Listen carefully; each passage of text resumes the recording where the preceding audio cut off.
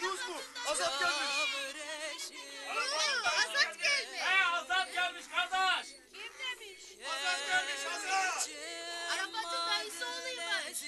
Azap gelmiş ha? Ya kim görmüş? Mahpustan gelmiş. Çocuklar. Sen gördün mü? Azat gelmiş Azat.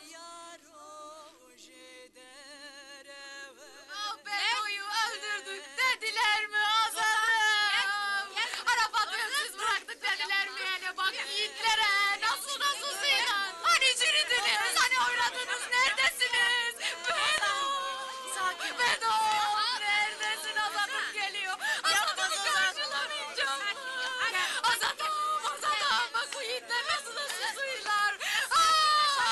Göreceğiz Bedo bu son değildir. Bak yiğitlere nasıl susuysanız. Bedo! Yapma! Gel!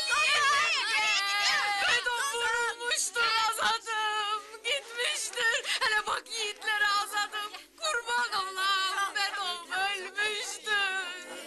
Ocağımı sörmüştür yiğidim. Bedo ölmüştür. Arabayı öksüz bıraktılar Azat'ım. Hele bak yiğitlere nasıl suylar. Gel yiğidim gel gör aşireti. Gel Dürecanlım gel yiğidim şu darbikan aşiretini gör. Ay, bu karın yaşı ayrı alamet değildir.